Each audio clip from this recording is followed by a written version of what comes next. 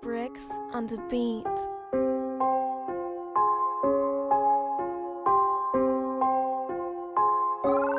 Bienvenue dans la chaîne de Mathématiques Sciences. Aujourd'hui, je prends et expliquer une nouvelle vidéo, qui est une vidéo tout simplement en mathématiques pour les secondes. Et dans cette vidéo de mathématiques pour les secondes, nous allons tout simplement ici apprendre à étudier le sens de variation d'une fonction affine. Alors donc, j'ai fait une vidéo de pratiquement 20 minutes où j'expliquais dans le détail vraiment justement les variations d'une fonction affine. Je vous ai également démontré la propriété qui explique en gros les variations de la fonction affine. Bon, là, on va pas revenir dans le détail de ça. Je ne vais pas revenir dans le détail de la démonstration.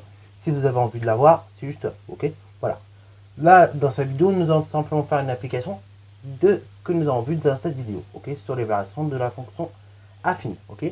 Et donc, tout simplement, je vous propose ici 4 fonctions. Et le but, ce serait d'étudier le sens de variation de chacune des fonctions. Donc, je vous laisse mettre la vidéo en pause. Puis ensuite, on va tout simplement expliquer pas à pas comment ça marche. Sur ce, donc, c'est parti, mon kiki. Alors donc, rappelons quand même une propriété qui est pour moi essentielle à l'heure d'aujourd'hui, c'est tout simplement la suivante.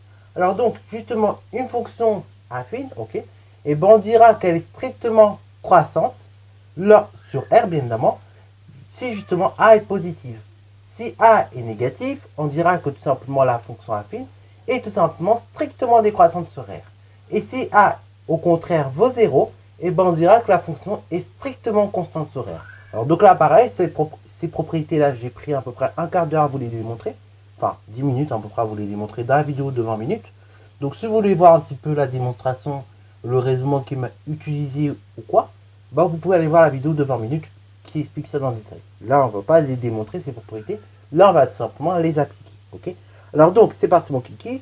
Donc, maintenant, je pense qu'à l'aide de ces propriétés, on peut bien faire les choses. Donc à chaque fois, en fait, vous allez voir, le but c'est de repérer A, de faire un petit tableau de variation, et le truc est fait en même pas 15 secondes.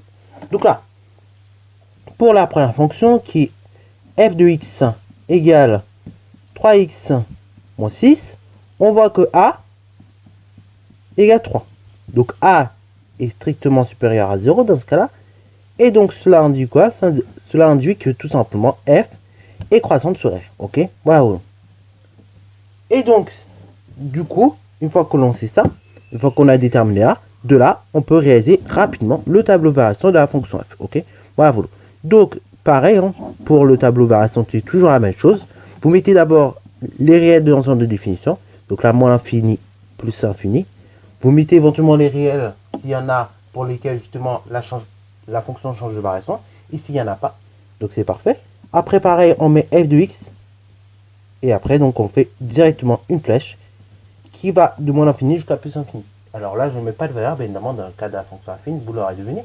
Parce que lorsque, justement, plus on va se rapprocher de moins l'infini, donc au niveau des antécédents, et plus au niveau des images, pareil, la fonction va tendre vers moins l'infini. Ok, voilà.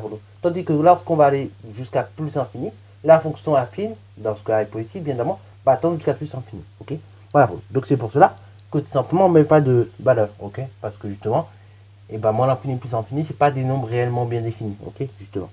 Alors donc, le petit 2.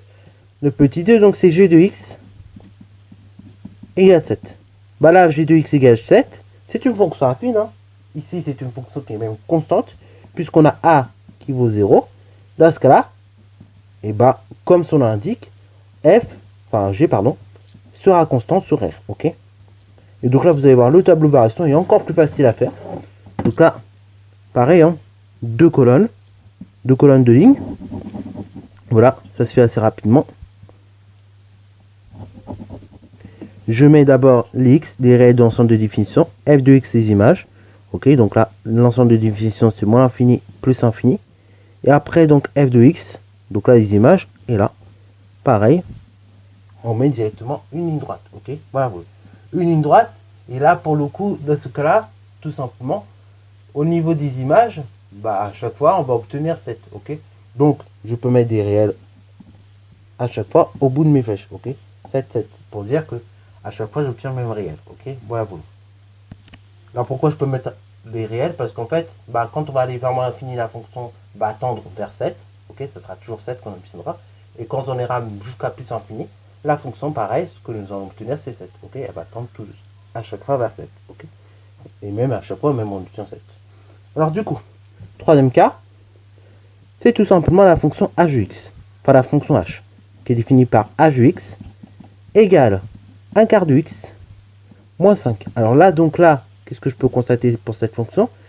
A, il vaut moins 1 quart, ok? Donc moins 1 quart de x plus 5. Donc là, A, il vaut moins 1 quart. Donc moins 1 quart plus petit que 0.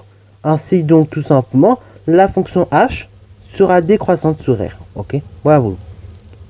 Une fois qu'on a ça, pareil, petit tableau de variation assez rapide, hein. Voilà. Donc pareil, 2 lignes de colonne, comme ci-dessous. J'indique les réels de mon ensemble de définitions, mon infini plus infini. J'indique les images f de x. Et là, comme la fonction est décroissante, une flèche qui descend. Ok, voilà, pour dire que la fonction est décroissante. Voilà. Alors après, quatrième fonction, donc ici c'est la fonction i, qui est définie par son expression i de x égale 3 quarts de x. Ok. Alors bon, là, c'est également une fonction affine, dont le coefficient vaut 0, le coefficient b en l'occurrence. Par contre, A, on voit qu'il vaut tout simplement 3 quarts. 3 quarts, c'est bien supérieur à 0. Donc ici, tout simplement, i sera croissante sur R. Ok, voilà. Alors bon, là ici, on a une fonction affine, donc de coefficient b qui vaut 0. Donc en particulier, on a une fonction qui est dite linéaire. Ok, voilà. Donc là, pareil, petit tableau de variation assez rapide, hein. Donc 2 lignes de colonne. J'indique sur la première ligne les réels de l'ensemble de définition, donc mon infini plus infini. J'indique les images au niveau de la deuxième ligne. Et donc là, pour dire que c'est croissant, je vais tout simplement faire une flèche qui monte. Ok, voilà. Et voilà. Vous avez vu, à chaque fois, c'est vraiment pas compliqué le principe. On voit combien vaut A. Ok, voilà. Une fois qu'on a vu combien vaut A, si positif, négatif, de là, on déduit si c'est croissant ou pas croissant. Le tableau de variation, c'est même pas 10 secondes à construire. Et puis voilà. Après, on fait la flèche qui convient. Donc, croissance, c'est une flèche qui monte comme ça. Décroissance, c'est l'inverse, c'est la flèche qui descend. Et puis voilà, c'est carré dans l'axe. Sur ce, c'est la fin de cette vidéo. J'espère qu'elle t'a plu. Si c'est le cas, n'hésitez pas à la liker, commenter et bon instant en mathématiques et en sciences.